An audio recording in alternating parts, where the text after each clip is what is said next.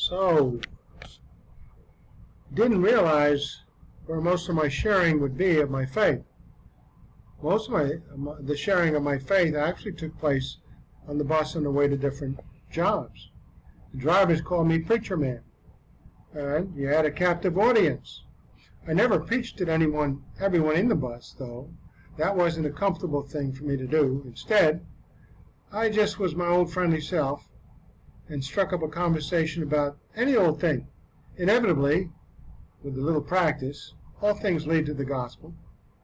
It took some conversational practice, but if you thought about it, everyone interjects his or her own philosophy in the conversation, which gives you the green light to interject God's philosophy, which you have adopted as yours, which begins with Calvary, the gospel, Jesus Christ on the cross. There was often a lot of hostility when you mentioned the name Jesus, but many on the bus heard the words of God like they wouldn't have heard it anywhere else. You had to prove out every point you made because there are so many points of view. So what was right had to be quickly addressed, and what was wrong quickly refuted. The answer, what the Bible said, was right.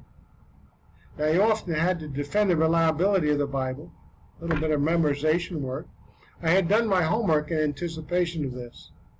Studied to show yourself approved. It's not like it's an unusual rocket science deal. One time a braided man came aboard with white robes on and announced that he was God. I asked him if he was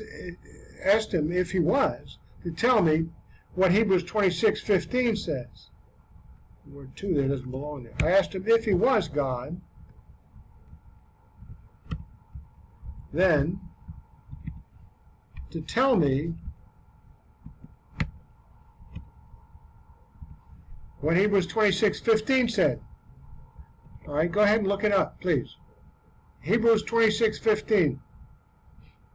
Well, his reaction, he ruffled through a large bag as I asked him why he needed to do that if he was God. And he said that while he was on earth, he was limited in his power. Wow.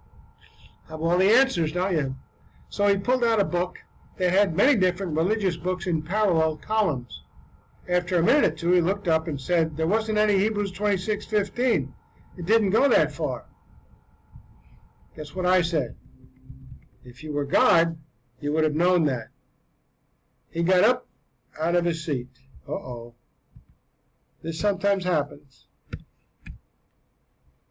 And approached me aggressively. The bus stopped and the driver got out of his seat and positioned himself between the two of us. He told both of us to remain silent or he would have us both removed. I made my point. So God and I kept our peace and got off at our stops without further ado. There takes a little boldness, I guess, in that. Didn't expect his overreaction. NEC Corporation. I learned a lot at NEC. Get what it means, actually. But it was frustrating with so many inconsistencies and changes on the job. Again, I look at the secular requirements of the job before I go into anything that has to do with sharing my faith, because you've got to do the job first and foremost.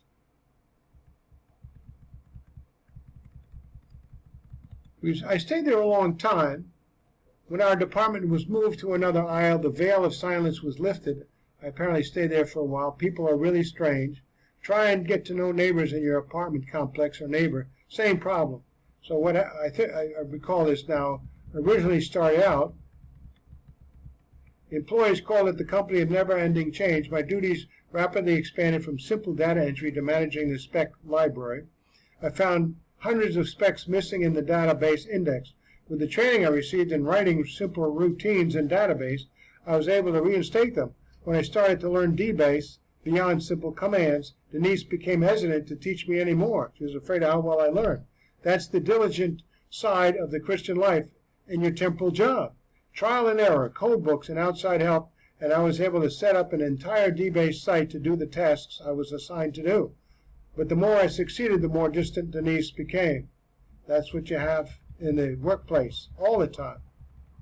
So our new neighbors were engineers from the audiovisual group. I began helping them write specifications and to do product drawings. One time I secured a digital camera and they took me to the factory to manufacture their medical diagnostic systems equipment. I took pictures of it, empty, the equipment that was supposed to be placed in it, and a few of the engineers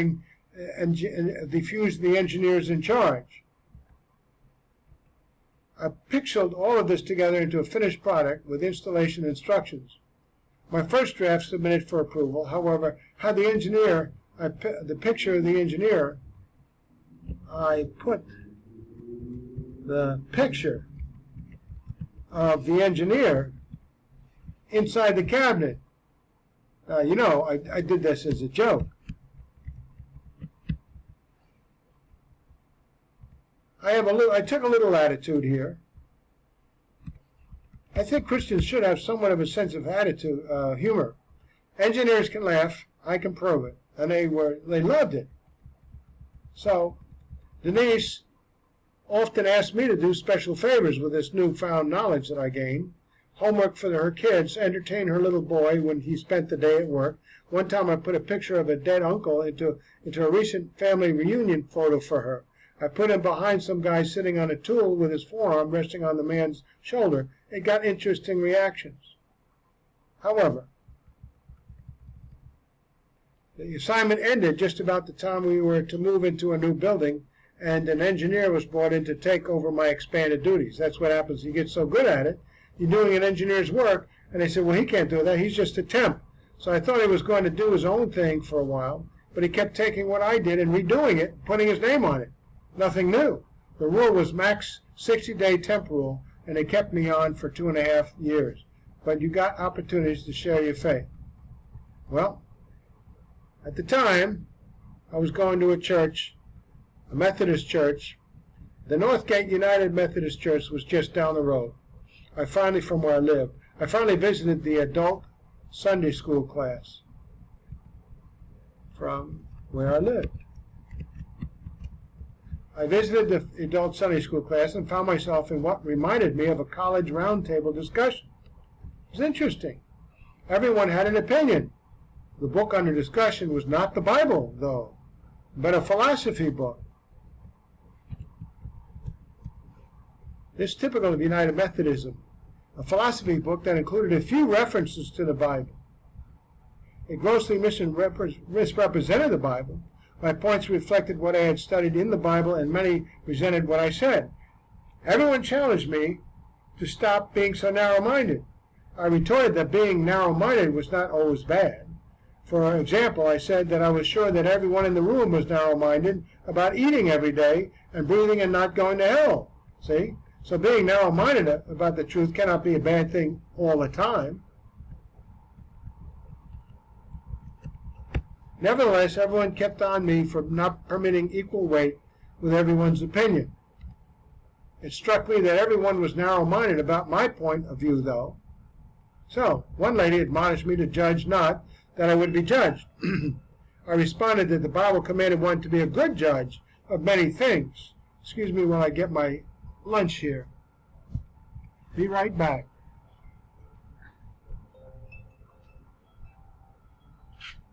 Be right back. Got a new schedule.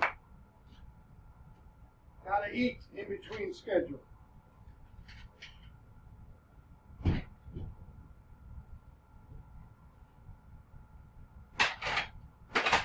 I think it looks good.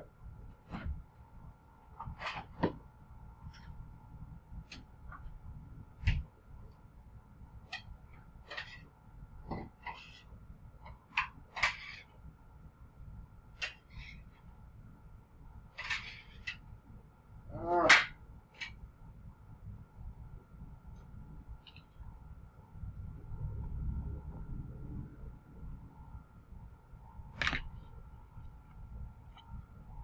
Meat and vegetables. So that lady admonished me to judge not, that I would be judged. I responded the Bible commanded one to be a good judge of many things, if she had read it properly. I asked her if she would judge someone killing a loved one in a drive-by shooting as wrong. And she said that was God's job. So I said, you mean you wouldn't even call 911 or help the police catch your loved one's murderers? This confirmed to me that people will go to any extent to prove their philosophy right. She was so narrow-minded about not being narrow-minded that she had no idea that she violated her own point of view. Here's what I have all the time. They'll argue with me about, you're not supposed to argue. As a Christian, you're not supposed to argue your faith about the Bible. Of course, Jesus was the chief arguer. What is it, Matthew 23? Go take a look at it. Tell me what you think. A particularly angry individual followed me out of the class, insisted that his perception was true for him, no matter what I thought. I said, okay, suppose you believe that gravity doesn't work for you, and you jumped off the top of the church building. You'd still hit the sidewalk no matter what you believe. So what is true or false does not depend upon your believing in it. He denied he would hit the sidewalk at all. He said he would jump off on the other side of the building where there was no sidewalk at all, as if that refuted my point. He's still going to hit the grass. Then he ran off in a fit of anger, spewing insults as he left. That's going to happen. That's going to happen. But the truth of the matter is that happened to Jesus and Paul, and it should happen to us if you present the truth. And you have to present it properly. You don't get small-minded about it. Present it as a matter-of-fact statement.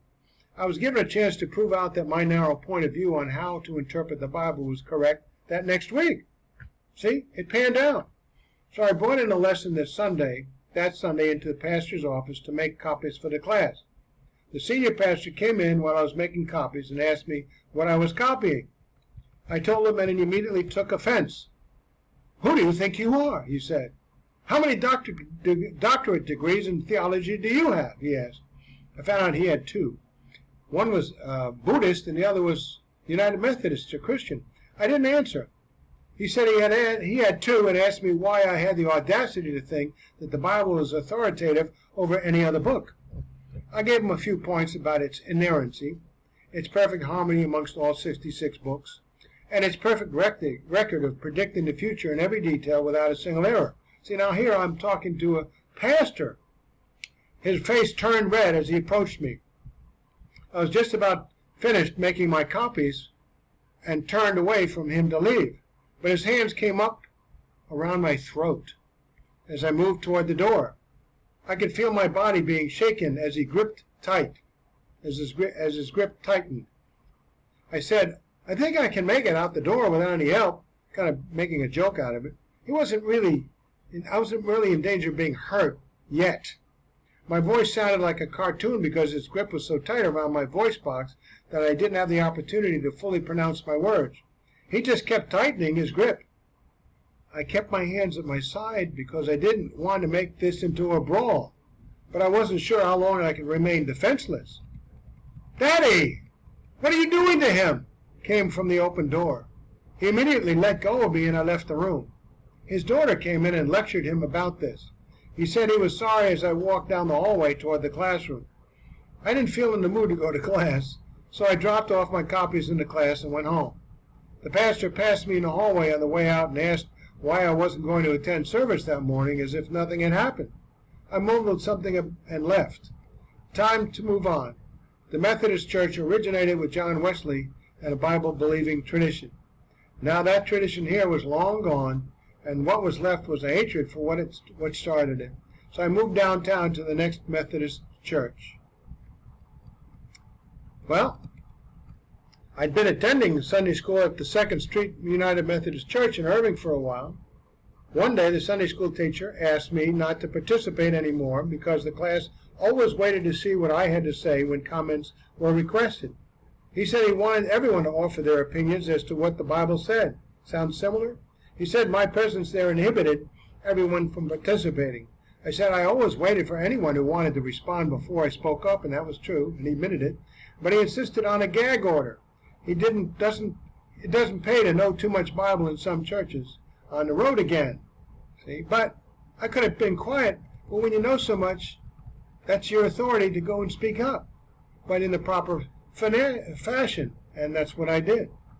But you had your point, and you moved on.